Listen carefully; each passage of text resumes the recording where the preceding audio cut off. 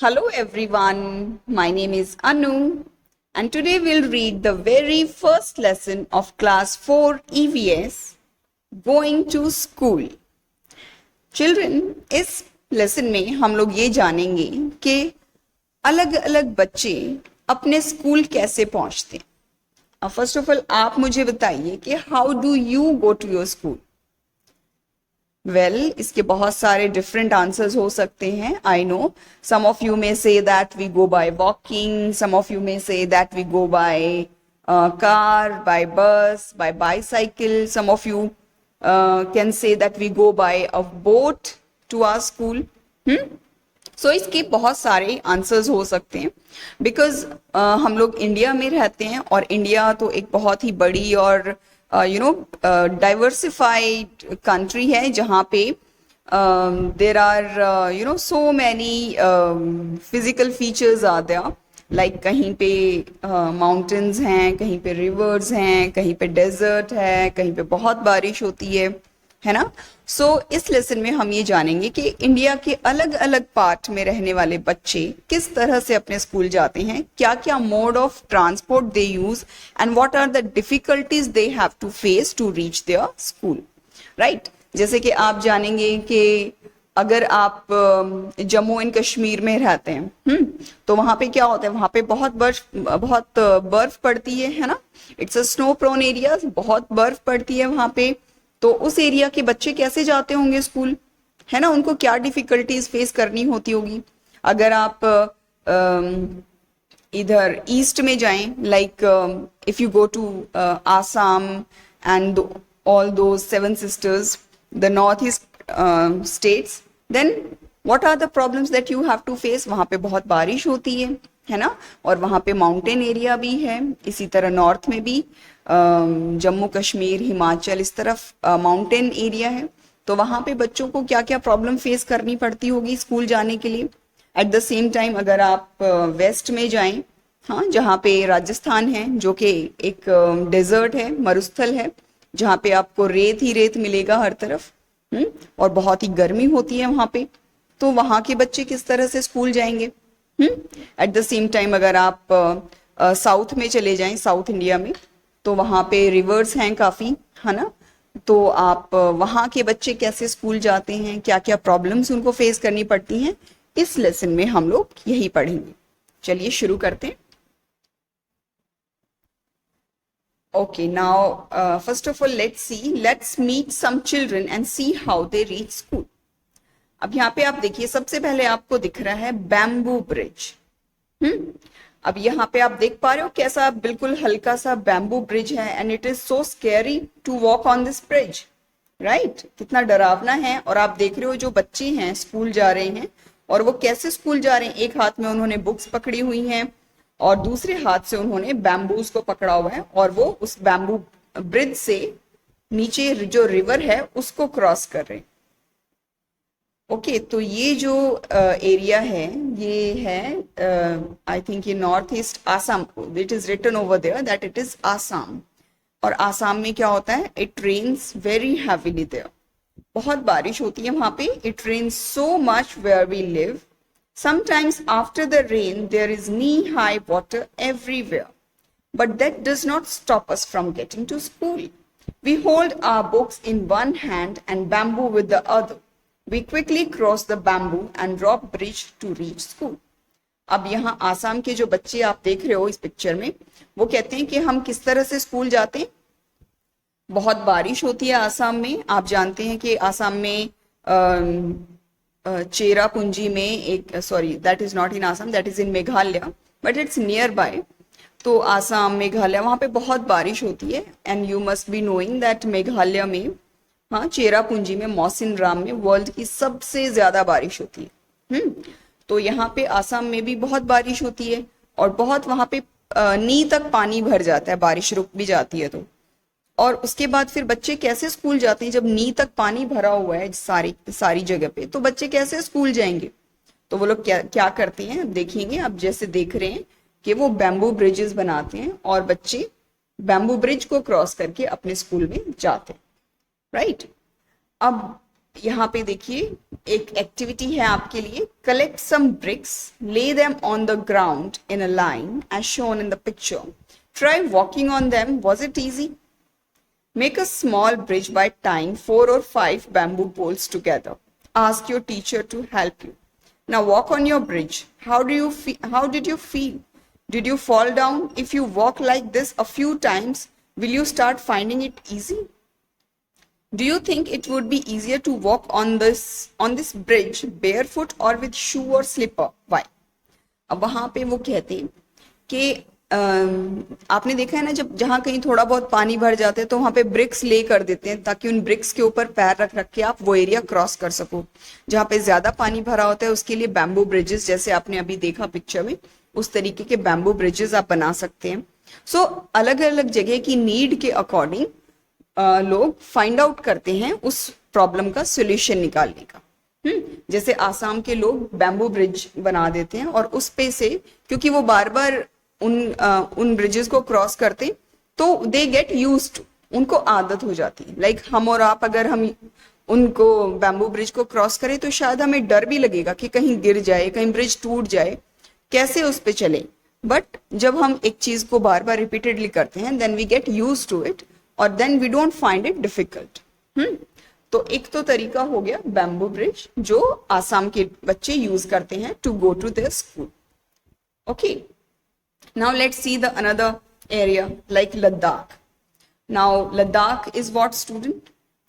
Ladakh एक it's in Jammu Kashmir, और यहाँ पे आप देखेंगे अब तो लद्दाख को आप जानते हैं ना कि अलग से एक यूटी बना दिया गया है ना, यूनियन टेरिटरी बना दिया गया है। Now Jammu Kashmir is also a union territory and Ladakh is also a union territory. और आप देखेंगे कि वहां पे बहुत it's a cold desert, Ladakh is called a cold desert. वहां पे आपको स्नो ही स्नो दिखती है हर जगह, रेत की तरह स्नो होती है वहां पे बिखरी हुई, और माउंटेन एरिया है ये। सो वहां पे बच्चे क्या करते हैं, let's see. Every day we have to cross the river to get to school. The river is wide and deep, there is strong iron rope across the river. On both the side, it is tied tightly with strong trees or rocks. There is a trolley, an open box made of wood, attached with the rope. 4 or 5 of us sit in the trolley. A pulley helps the trolley to move across the rock, and we reach the other side of the river in a short time. अब वो लद्दाख के बच्चे आप देख रहे हो ये कैसे इन्होंने एक ट्रॉली बनाई हुई है जो उनमें डीप रिवर है, रिवर्स होती हैं, मिलती हैं लद्दाख में, और वहां पे चारों तरफ फिर माउंटेन्स भी हैं और डीप रिवर्स हैं। तो वहां पे बच्चे रिवर क्रॉस करके स्कूल जाते हैं। और कैसे रिवर क्रॉस करते हैं वो एक ये ट्रॉलीज बना लेते हैं। आपने भी देखा होगा जब कभी आप हिली एरियाज में जाते हो तो वहां पे आपको एरियाज क्रॉस करने के लिए ट्रॉलीज होती हैं, है ना। उन ट्रॉलीज में बैठ के आप एक माउंटेन से दूसरे माउंटेन तक पहुंच जाते हो या एक हिल से दूसरे हिल तक पहुंच जाते हो। सो लाइक वाइज लद्दाख के बच्चे क्या करते हैं, वो लोग ट्रॉलीज में बैठते हैं, और जो पुली होती है, आप पुली समझते हैं, एक गोल गोल जो व्हील के टाइप जैसा होता है, उस पे एक होती है जिसके ऊपर रोप लगी होती है, और जैसे जैसे वो व्हील घूमता है वो जो ट्रॉली है रोप के सहारे आगे बढ़ती जाती है। ठीक है, तो पुली की हेल्प से वो ट्रॉली को एक जगह से दूसरी जगह पे शिफ्ट करते हैं, एक जगह से दूसरी जगह पे वो ट्रॉली मूव करती है, और बच्चे उस ट्रॉली में बैठ के उस रिवर को क्रॉस करते हैं और अपने स्कूल पहुंचते हैं। आप जानते हैं अगर आप ऐसे नॉर्मली किसी रस्सी से पुल करोगे किसी चीज को तो आपको ज्यादा एफर्ट लगाने पड़ेंगे, बट अगर आप पुली यूज करते हैं तो क्या होता है, वो आपके वर्क को इजी बना देती है। आप इजीली कोई भी भारी चीज को खींच सकते हैं, उसको पुल कर सकते हैं। That's why it is called pulley. जैसे आप देखिए इस तरह के जो ट्रॉलीज होते हैं आप देखते हैं ऊपर, जब भी आप माउंटेन एरियाज में जाते हैं तो इस तरीके की ट्रॉलीज लगी होती हैं, ऐसे रोप्स पे वो एक जगह से दूसरी जगह पे मूव करती हैं। इसमें एक बार में 5-6 लोग बैठ जाते हैं और they can cross the area from one place to another, right. Okay, now there is also one more activity in this too. Let's do. Observe pictures 1 and 2. In the pictures, children are pulling the buckets from the water. Can you tell the difference in both the pictures? Which would be easier, using the pulley or not using it to lift things? अब आप देखिए, आप दो picture देख रहे हैं, दोनों में दो बच्चे हैं जो कुएं से पानी खींच रहे हैं। अब आप देखोगे एक बच्चा सिर्फ रस्सी के सहारे पानी खींच रहा है और दूसरा आप देखोगे गोल गोल वो पुली लगी हुई है उसके वेल पे, कुएं पे। तो अगर आप पुली से खींचते हो चीज तो आपको कम जोर लगाना पड़ेगा, आप इजीली उसको पुल कर पाओगे। अदरवाइज अगर आप सीधे डायरेक्ट उसको पुल कर रहे हो तो आपको बहुत सारे एफर्ट लगाने पड़ेंगे, बहुत आपको जोर लगाना पड़ेगा। ठीक है, now okay, so let's see. हाँ, the child in the picture 1, the child is trying hard to pull the bucket with his hand. In picture 2, he is pulling the bucket easily with the help of the pulley. A pulley makes it easier to lift things. Right? Now look around you. Where all do you see the use of pulleys? List them.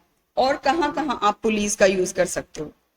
So हम लोग pulley को use कर सकते हैं. Pulleys are used to fetch water from wells, in moving trolleys, in elevators, in flagpoles, to hose flags, to lift heavy loads in construction sites, in moving curtains in theaters, in cranes and bulldozers. तो इन सारी जगहों पे पुली का use किया जाता है so that it can make our work easy. Okay. Okay, now next is cement bridge. Okay आप देखेंगे जो नॉर्मल एरियाज होते हैं, जहाँ पे फ्लैट एरियाज जो हैं, जहाँ पे प्लेन्स होते हैं, वहां पे भी रिवर्स पाई जाती हैं। उन रिवर्स को क्रॉस करने के लिए सीमेंट के ब्रिजेस बनाए जाते हैं। ठीक है, और रिवर भी नहीं है तो कई बार आप देखते हो ओवरहेड ब्रिज बनाए जाते हैं, जो एक ब्रिज के ऊपर दूसरा ब्रिज होता है ना। बहुत सारे, ये अपने अपने आसपास बहुत सारे ब्रिजेस ऐसे देखे होंगे जो सीमेंट के बने होते हैं। उनपे इजीली आप बाय फुट भी आप उन पे वॉक कर सकते हैं इनफैक्ट, और उसके ऊपर गाड़ियां भी चलती हैं, ट्रेन्स भी चलती हैं, बहुत सारी चीजें चलती हैं। ठीक है, तो देखते हैं सीमेंट ब्रिज कैसे हेल्प करते हैं। So we often need to go across some water bodies, so we use bridges. These are made of cement, bricks and iron rods. The bridge may also have steps. ठीक है, तो ये जो bridges होते हैं इन पे स्टेप्स भी होती हैं। इवन आप देखोगे अगर आप प्लेटफॉर्म पे जाते हो तो वहां पे भी, रेलवे स्टेशन पे तो वहां पे ब्रिज बना होता है ना। इवन जो प्लेटफॉर्म को क्रॉस करने के लिए भी ब्रिज बना होता है। एक साइड स्टेप्स होती हैं, बीच में ब्रिज है, फिर दूसरे साइड उतरने के लिए स्टेप्स होती हैं। हाँ, सो इस तरीके के ब्रिजेस रिवर्स पे भी बनाए जाते हैं, और आजकल तो नॉर्मली रोड्स पे, प्लेटफॉर्म्स पे, हर जगह ब्रिजेस बने होते हैं। So now let's see some questions after this. How is this bridge different from a bamboo bridge? अब आप बताइए ये वाला ब्रिज जो सीमेंट, ब्रिक और आयरन रोड्स का बना होता है, ये बैम्बू ब्रिज से कैसे डिफरेंट होगा? Well, a cement bridge is made from cement, bricks and iron rods, whereas a bamboo bridge is made of bamboo sticks, ropes and poles. A cement bridge is stronger than a bamboo bridge. Strong होता है उससे, and more people can cross a cement bridge at a time. और जबकि bamboo bridge पे तो एक बार में एक ही क्रॉस कर सकता है ना, जबकि जो सीमेंट ब्रिज है उस पे तो एक बार में बहुत सारे लोग, बहुत सारी गाड़ियां क्रॉस कर सकती हैं। Right, now next is find out what materials are used in making this bridge, list some of them. So if it is a bamboo bridge, then bamboo sticks, ropes and poles have been used in making it. And if it is a cement bridge, then cement, bricks and iron rods have been used in making it. Clear? Now imagine what difficulties there would be if the bridge was not there. अगर bridge ना हो वहां पे तो कौन कौन सी difficulties you have to face? If there was no bridge over the river, people would have found it difficult to cross the river. They would have used boats to reach their schools, offices, etc., which would have consumed more time. है ना, अगर river है और उस पे bridge नहीं है तो उनको कैसे बोट से रिवर क्रॉस करनी पड़ेगी, उसमें ज्यादा टाइम लगेगा। If there was no bridge over the road, people would have walked across the busy road, which could have led to a fatal accident. और अगर उस पे ब्रिज ही नहीं है रोड पे, हाँ, तो लोगों को ऐसे ही क्रॉस करना पड़ेगा और एक्सीडेंट्स भी हो सकते हैं। हाँ, सो Bridges are very important for us nowadays. Okay, now let's see in another area. Like now we are seeing Kerala. Let us find out some other ways by which children go to school. Like in Kerala, you know that there are many rivers in Kerala. So people use vallam. Okay, in some parts of Kerala, we use a vallam. It means a small wooden boat to reach school.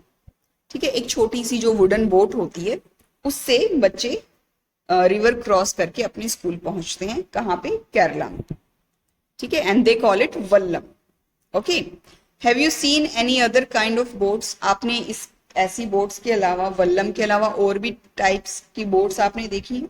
आपने बहुत सारी boats देखी होंगी क्योंकि आप कहीं घूमने जाते हैं तो बोटिंग करते हैं लेक्स में. हाँ, तो yes, I have seen other kinds of boats also. Some of them are paddle boat, row boat, motor boat, house boat. House boat कहाँ पे पाई जाती है? अभी आपने क्लास 3rd में पढ़ा था. Yes, in Jammu Kashmir. And what do we call it?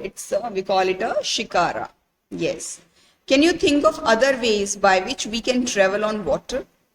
Yes, we can travel on water by ship, steamer, water scooter, raft, etc. Now, have you ever sat in a camel cart or horse carriage? Tonga. Where did you climb on it yourself or did someone help you? So वो कहते हैं कि आपने कभी camel cart पे या किसी horse carriage पे आप बैठे हो, जिसको टोंगा कहते हैं. तो आपने अगर बैठे हैं तो यू कैन टेल कि हाँ, जैसे यहाँ पे yes, I have sat on a horse carriage in my grandmother's village, my father help me to climb on it. ठीक है, उस पर चढ़ना थोड़ा डिफिकल्ट होता है ना, आपको किसी की हेल्प लेनी होती है, आप खुद भी चढ़ सकते हैं. It's not that much difficult. So this is camel cart. आपने, जब हम राजस्थान की बात कर रहे हैं जहाँ पे यू नो डेजर्ट है और सॉइल ही सॉइल पाई जाती है हर जगह, और बहुत हीट होती है, बहुत गर्मी होती है यहाँ पे.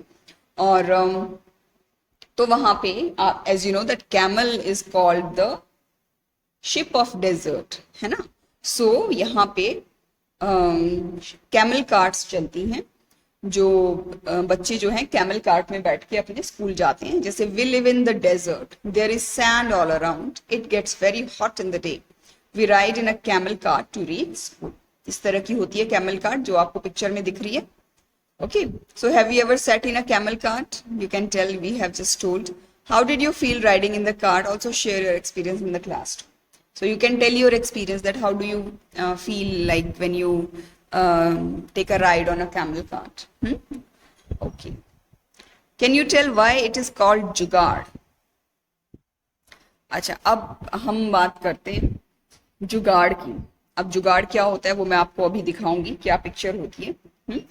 देखिए, जुगाड़ क्या होता है, ये राजस्थान में यूज होता है और भी कई जगह पे यूज होता है.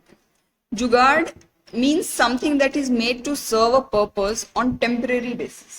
जुगाड़ क्या होता है? हम बोलते हैं ना कि हमने ऐसा जुगाड़ किया है कुछ, तो जुगाड़ मीन्स कुछ टेम्पररी सोल्यूशन निकाला किसी प्रॉब्लम का, किसी चीज को फाइंड आउट करने का, या कुछ भी जो प्रॉब्लम है कहीं जाने के लिए जुगाड़ बनाया.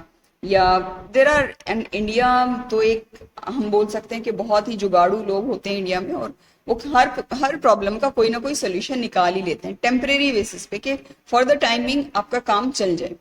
जैसे यहाँ पे जुगाड़ का मतलब है एक means of transport, which is used as a means of transport in Gujarat. Gujarat में भी जुगाड़ यूज होता है.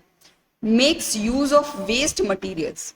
इसमें वेस्ट मटीरियल का यूज करके उसको एक मीन ऑफ ट्रांसपोर्ट बना दिया जाता है. कुछ ऐसा, कोई ऐसी मोटरसाइकिल बना देना साइकिल का यूज करके, या टोंगा का, किसी भी चीज का यूज करके, एक अलग ही कुछ वेस्ट मटेरियल का यूज करके एक अलग ही ट्रांसपोर्ट बना देना, जिसको आप यूज कर सकते हैं एक जगह से दूसरी जगह पे जाने के लिए. The front part of a motorcycle is attached to a wooden plank that are used to make a carriage at the back. A jugaad is used to carry passengers from one place to another. ठीक है, अब क्या होते हैं जुगाड़, देखिए मैं आपको दिखाती हूँ. ओके, ये है jugaad. This is what we call jugaad. आप देख रहे हैं इसमें आप देख रहे हो कि सामने एक मोटरसाइकिल लगी है और पीछे उन्होंने एक कार्ट काइंड ऑफ बना दिया है जिसमें बैठ के बच्चे स्कूल जा रहे हैं. Now look at our special transport. It sounds फट फट फट when it runs, and it is not something special. The front looks like a motorcycle, but the carriage at the back is made out of plank of wood. है ना, पीछे लकड़ी की ये carriage बना दिया गया है और आगे मोटरसाइकिल लगा दी गई है. और इस तरीके से जुगाड़ कर लिया गया है कि जैसे मोटरसाइकिल पे तो 2-3 लोग से ज्यादा नहीं बैठ सकते, बट यहाँ पे मोटरसाइकिल से यानी बाइक से पीछे ये कार्ट लगा दिया गया है, कैरेज लगा दिया गया है. अब इसमें काफी सारे लोग बैठ के जा सकते हैं, है ना. तो this is found in mostly in Gujarat. Okay,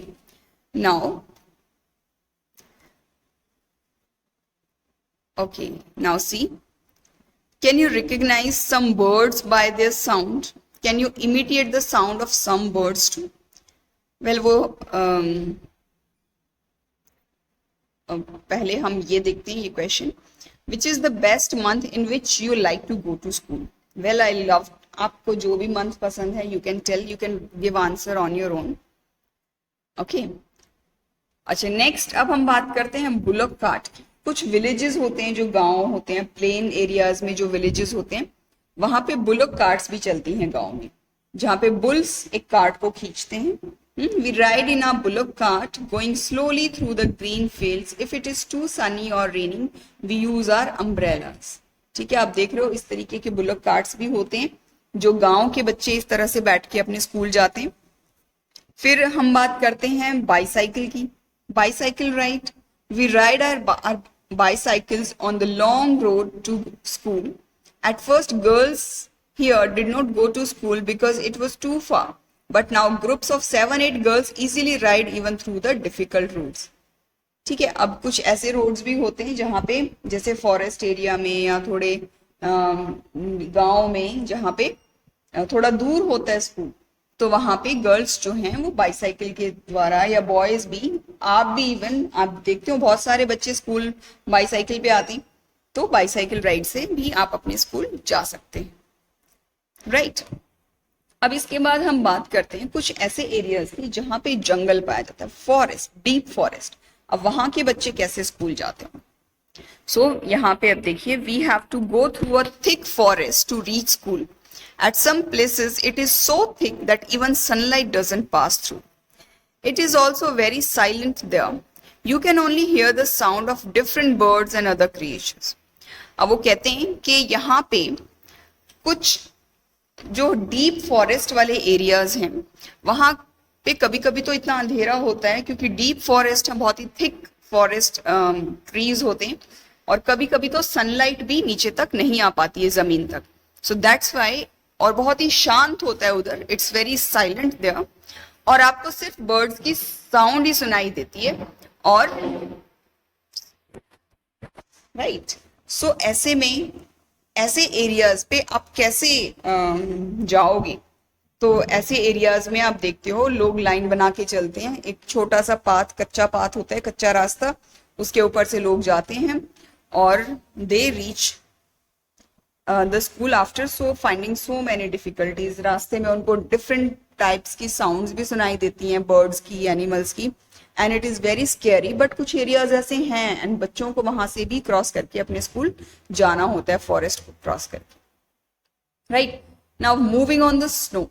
अब हम बात करते हैं नॉर्दर्न हिल्स की, जहां पे काफी बारिश, काफी स्नोफॉल होता है और बर्फ पड़ी रहती है. ऐसे एरियाज में कैसे बच्चे जाएंगे school? See how we reach school. We go to school through miles of snow. We hold hands and walk carefully. If the snow is soft, our feet sink into it. When the snow is frozen, we may slip and fall.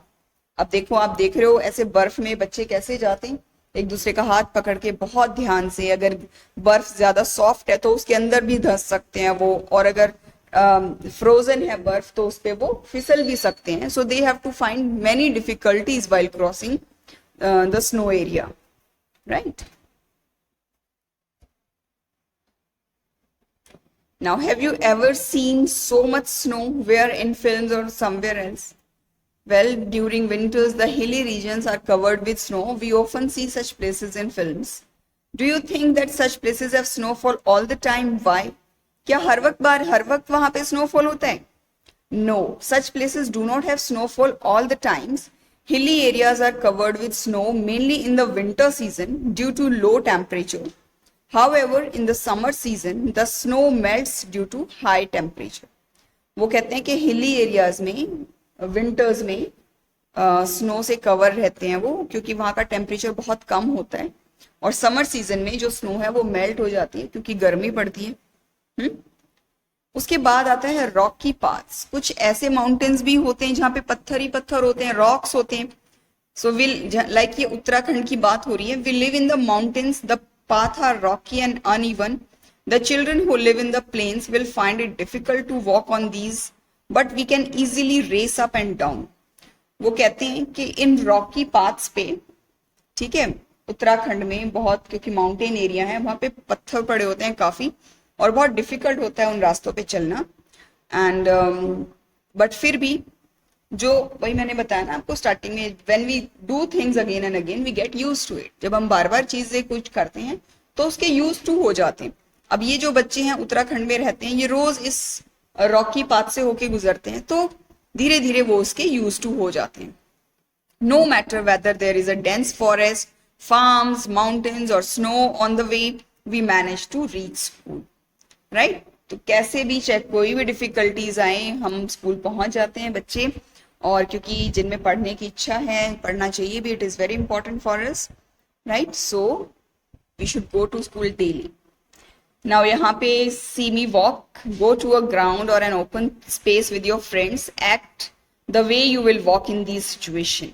The ground is made of soft and smooth rose petals. The ground is covered with thorns and there is tall grass on the sides. The ground is covered with snow. आप अलग अलग situations में देखिए किस तरीके से जाते हैं, एंड टेल योर एक्सपीरियंस। ठीक है, अब यहाँ पर एक पॉइंट है, नो पनिशमेंट।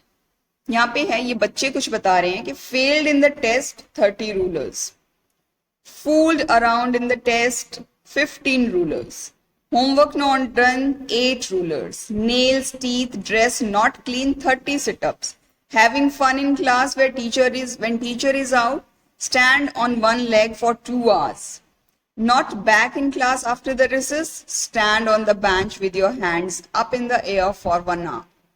तो ये किसी बच्चे ने, एमपी के बच्चे ने लिखा है कि हमारे स्कूल में ये पनिशमेंट्स मिलती हैं अगर हम ऐसी गलतियां करते हैं।